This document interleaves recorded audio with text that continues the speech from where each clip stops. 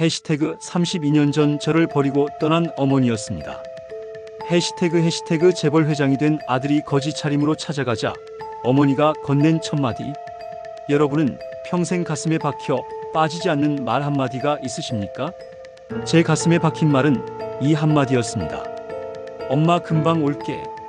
그 말만 남기고 제 어머니는 32년 동안 돌아오지 않았습니다. 그때 저는 8살이었습니다.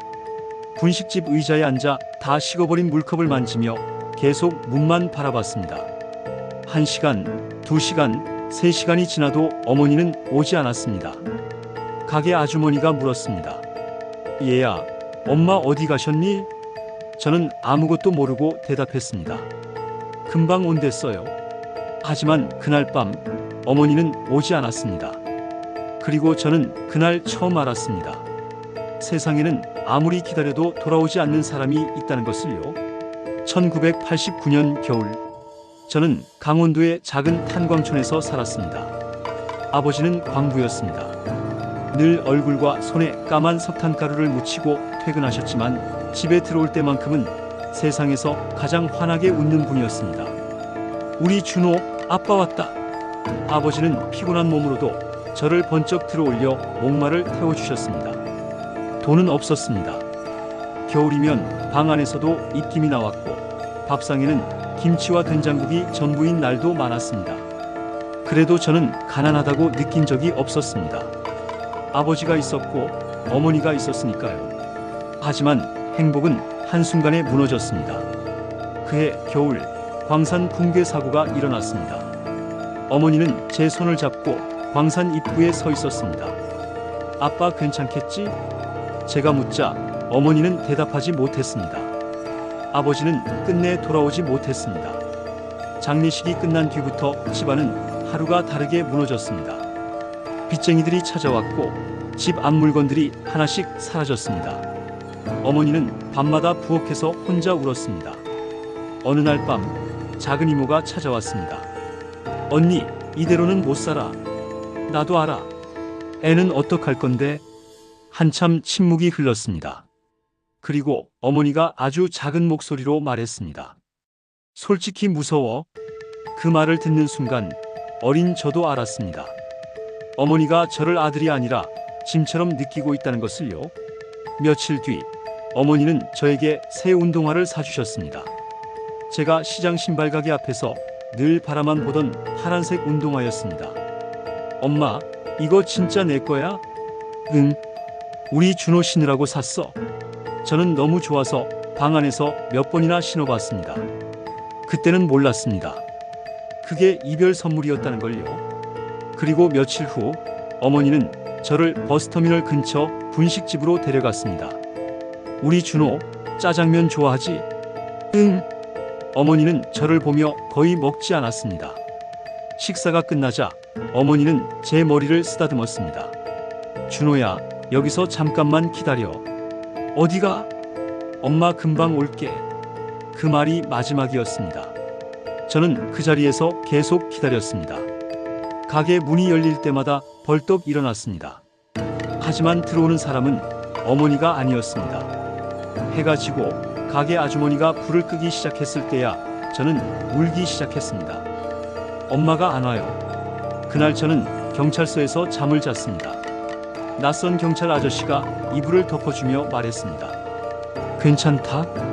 내일이면 엄마 찾을 수 있을 거야. 하지만 다음 날도 그 다음 날도 어머니는 나타나지 않았습니다. 그 후 저는 할머니 손에 자랐습니다. 친할머니는 이미 70이 넘은 나이였습니다. 허리는 굽었고 손가락 마디는 붉게 휘어 있었습니다. 그런 할머니가 저를 데리고 살겠다고 했을 때 동네 사람들은 말렸습니다. 어르신, 본인 몸도 성취하는데 애를 어떻게 키워요? 할머니는 지팡이를 짚고 대답했습니다. 내 새끼의 새끼다. 내가 굶어도 저 아이는 안 굶긴다. 그 말이 제 두 번째 인생을 살게 했습니다. 할머니는 새벽마다 폐지를 주우러 나갔습니다. 저는 학교가 끝나면 가방을 던져놓고 할머니 손수레를 밀었습니다. 친구들이 떡볶이를 먹을 때 저는 골목을 돌며 박수를 주었습니다. 부끄러웠습니다. 하지만 할머니가 미안한 얼굴로 저를 볼 때마다 저는 일부러 웃었습니다. 할머니, 오늘 많이 모았다. 우리 부자 되겠다. 밤이 되면 늘 같은 질문이 떠올랐습니다. 엄마는 지금 어디 있을까? 나를 한 번이라도 찾았을까? 혹시 나를 잊은 걸까? 고등학교 1학년이 되던 해에 할머니마저 쓰러졌습니다. 폐지를 줍다가 길에서 넘어지셨고 병원에서는 오래 버티기 어렵다고 했습니다. 할머니는 병상에서 제 손을 잡았습니다. 준호야, 내 엄마를 너무 미워하지 마라. 저는 처음으로 할머니 앞에서 화를 냈습니다. 왜? 나 버리고 간 사람인데 왜 미워하면 안 돼? 할머니는 힘겹게 눈을 떴습니다. 미워하면 내 마음만 썩는다. 그럼 나는 어떻게 살아? 잘 살아라. 보란듯이 잘 살아. 그래야 내가 이긴 거다. 그 말을 마지막으로 할머니는 며칠 뒤 세상을 떠났습니다. 장례식장은 조용했습니다. 저는 빈소 한 구석에 앉아 밤새 울었습니다. 그리고 그날 마음속에 다짐했습니다. 반드시 성공하겠다고. 언젠가 어머니를 다시 만나면 묻겠다고. 왜 나를 버렸느냐고. 내가 그렇게 짐이었느냐고. 그날부터 저는 미친 듯이 살았습니다. 새벽에는 신문을 돌렸고, 낮에는 학교에 갔고, 밤에는 주유소에서 일했습니다. 졸업 후에는 공사장 막노동을 했습니다. 손바닥은 찢어졌고 허리는 늘 아팠습니다. 그래도 멈추지 않았습니다. 20살이 되던 해 작은 전자부품 유통 일을 시작했습니다. 처음에는 실패했습니다. 사기를 당해 전 재산을 날린 적도 있었습니다. 거래처에서 문전박대를 당한 적도 많았습니다. 어린 놈이 뭘 안다고 사업을 해. 그 말을 들을 때마다 저는 이를 악물었습니다. 버려진 아이가 아니라는 걸 증명하고 싶었습니다. 시간은 흘렀습니다. 25, 30, 35. 작은 창고 하나에서 시작한 회사는 점점 커졌고 결국 대한민국을 대표하는 전자기업이 되었습니다. 40이 되었을 때 사람들은 저를 회장님이라 불렀습니다. 하지만 저는 알고 있었습니다.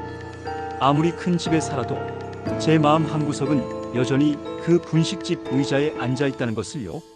엄마가 금방 온다던 그 말만 믿고 문을 바라보던 8살 아이로 남아 있다는 것을요. 그러던 어느 날 비서실장이 조심스럽게 서류 한 장을 들고 들어왔습니다. 회장님, 오래 찾으시던 분으로 추정되는 사람이 확인됐습니다.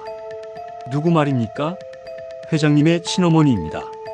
서류에는 낯익은 이름이 적혀 있었습니다. 박순애.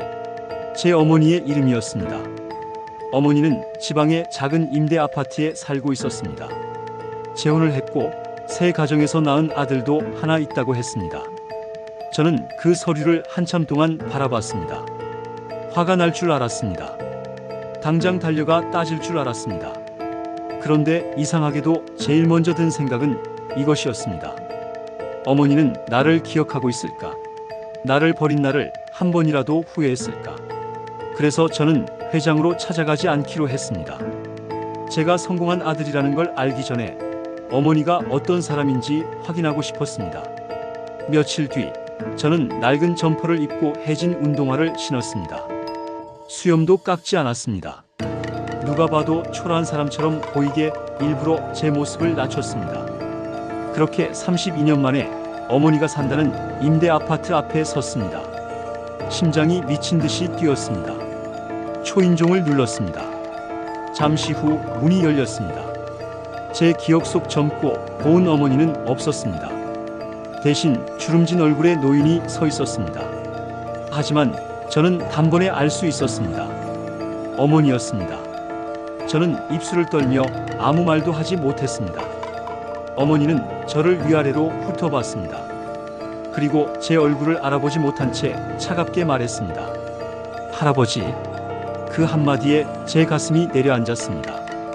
그리고 다음 순간 어머니가 건넨 첫 마디에 32년 동안 버텨온 제 마음은 산산조각 나고 말았습니다. 그걸은 다른 데 가서 하세요.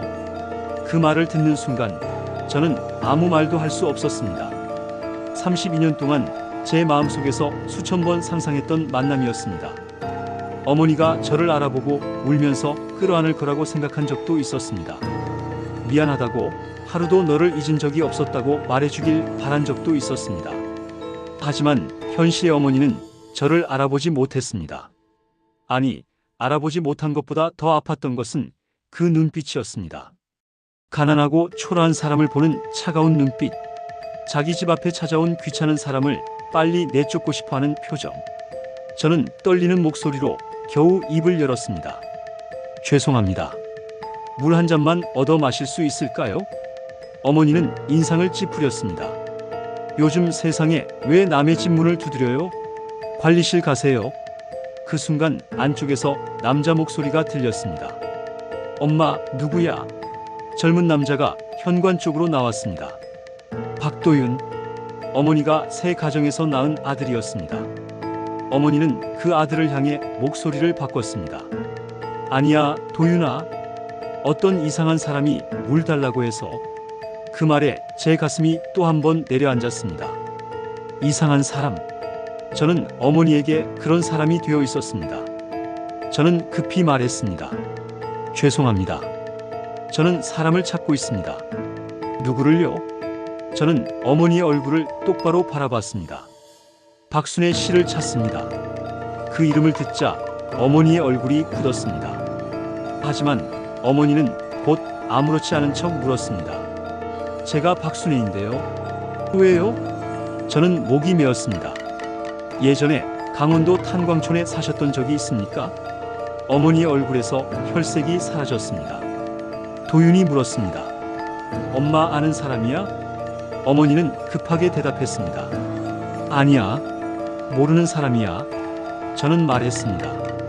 그때 아들이 하나 있었죠. 순간 집 안 공기가 얼어붙었습니다. 엄마, 무슨 소리야? 아들이 있었다고? 어머니는 당황했습니다. 아니야, 그런 거 없어. 저는 물러서지 않았습니다.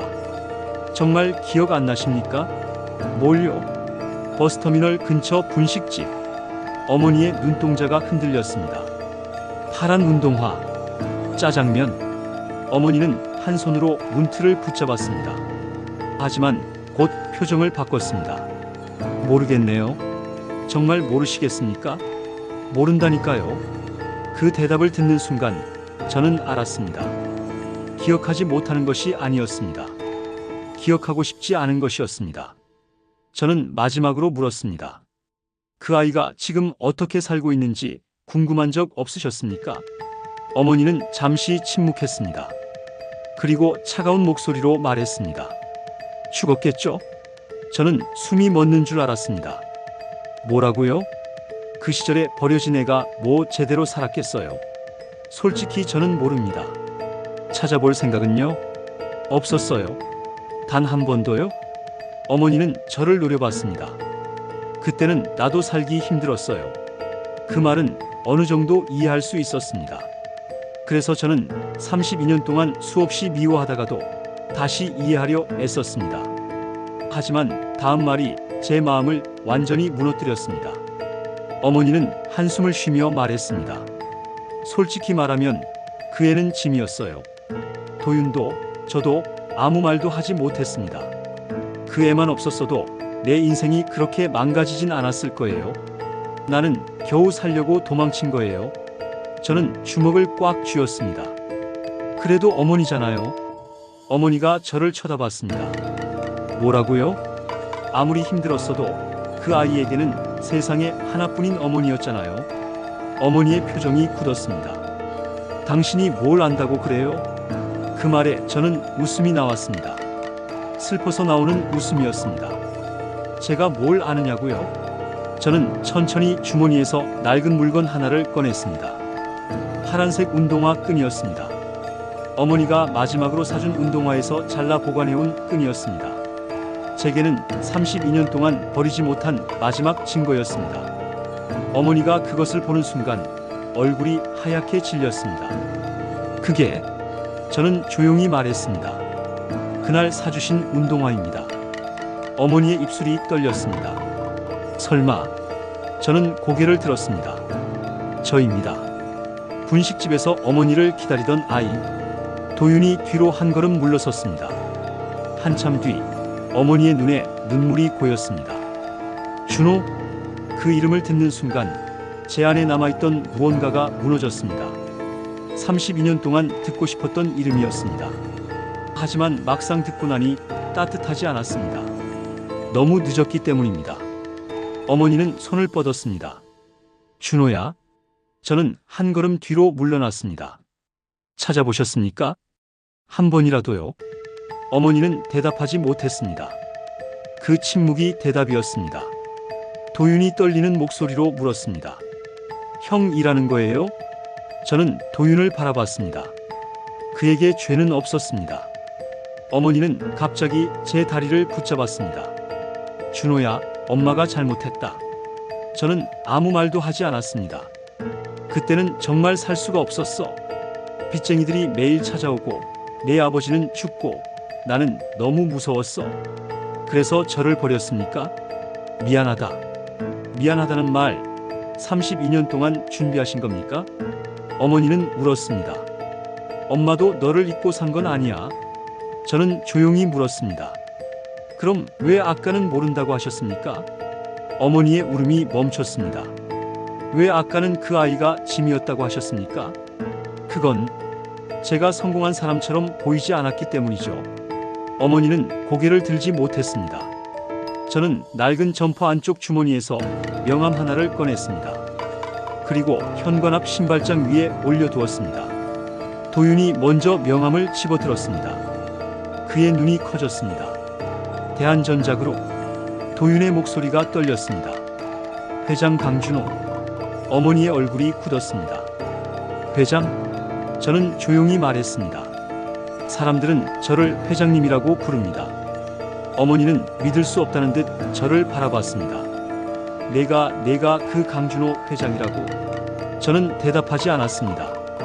그 침묵이 대답이었습니다. 어머니는 다시 제 발목을 붙잡았습니다. 이번에는 조금 전과 달랐습니다. 눈물 속에 놀람과 두려움, 그리고 욕심이 섞여 있었습니다. 준호야, 엄마가 정말 미안하다. 내가 이렇게 된 줄 알았으면. 그 말이 끝나기도 전에 저는 물었습니다. 제가 이렇게 된 줄 알았으면요? 어머니가 입을 다물었습니다. 제가 회장이 된 줄 알았으면 그때 버린 아들도 다시 아들이 됩니까? 제가 오늘도 가난하고 병든 사람으로 왔다면요? 어머니는 대답하지 못했습니다. 그랬다면 어머니는 저에게 물 한 잔이라도 주셨습니까? 어머니는 울기만 했습니다. 저는 그 울음이 진심인지 후회인지 아니면 놓친 돈에 대한 아쉬움인지 구분할 수 없었습니다. 그 순간 깨달았습니다. 저는 오늘 어머니를 찾으러 온 것이 아니었습니다. 32년 동안 제 안에 남아있던 8살 아이를 데리러 온 것이었습니다. 어머니는 울며 말했습니다. 한 번만 용서해줘. 엄마가 이제라도 잘할게. 저는 조용히 고개를 저었습니다. 저는 어머니를 벌주러 온 게 아닙니다. 그럼 확인하러 왔습니다. 뭘? 어머니가 저를 버린 날을 후회하며 사셨는지 아니면 잊고 사셨는지. 저는 신발장 위에 있던 명함을 다시 집어들었습니다. 그리고 반으로 접어 제 주머니에 넣었습니다. 준호야, 잠깐만. 우리 다시 이야기하자. 저는 현관 밖으로 한 걸음 물러섰습니다. 이야기는 끝났습니다. 저는 마지막으로 어머니를 바라봤습니다. 저는 어머니를 용서하려고 노력할 겁니다. 어머니의 얼굴에 희망이 스쳤습니다. 하지만 저는 곧 말을 이었습니다. 하지만 다시 아들로 돌아가지는 않겠습니다. 어머니는 그대로 주저앉았습니다. 준호야, 저를 키운 사람은 어머니가 아닙니다. 저는 잠시 숨을 고르고 말했습니다. 폐지를 주우면서도 저를 굶기지 않은 할머니입니다. 제 운동화가 작아져 발가락이 휘어도 새 신발 사주지 못해 밤새 우시던 할머니입니다. 어머니가 버린 아이를 끝까지 사람으로 만들어주신 분은 할머니였습니다.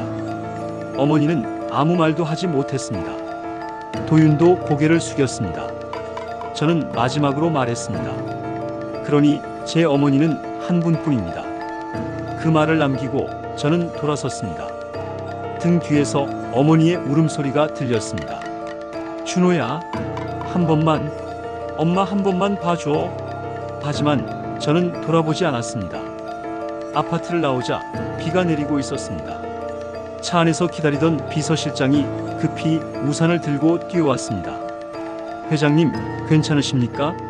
저는 대답하지 못했습니다. 괜찮지 않았습니다.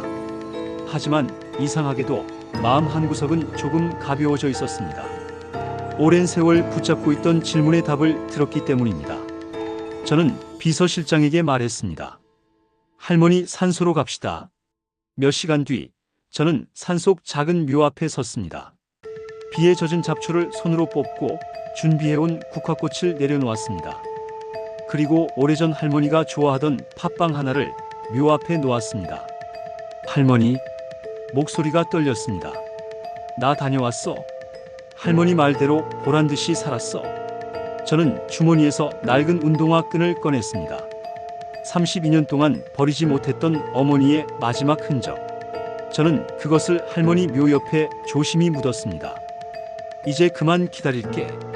이제 그만 미워할게.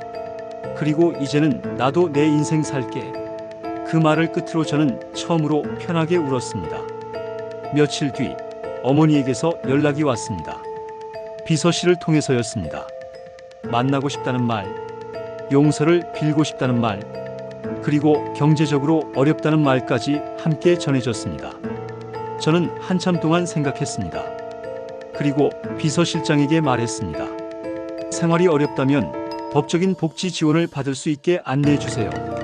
비서실장이 조심스럽게 물었습니다. 직접 지원은 하지 않으시겠습니까? 저는 창밖을 바라봤습니다.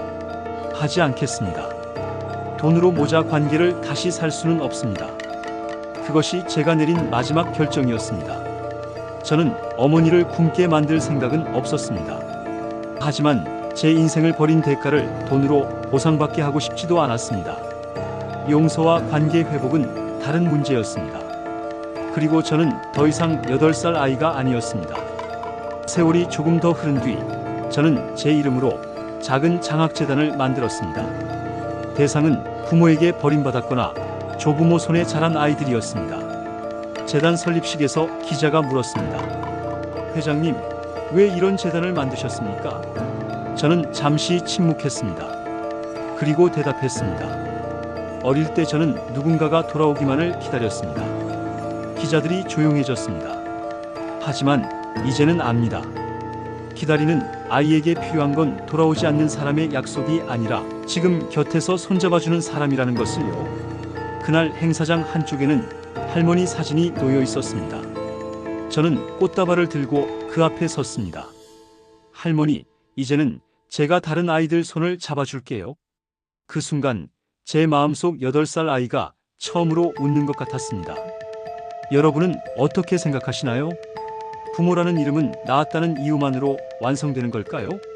아니면 끝까지 책임지고 지켜준 사람이 진짜 부모일까요? 32년 만에 찾아온 아들이 성공했다는 이유로 다시 붙잡으려 한 어머니를 여러분이라면 용서할 수 있으신가요? 댓글로 여러분의 생각을 들려주세요. 구독과 좋아요 부탁드립니다.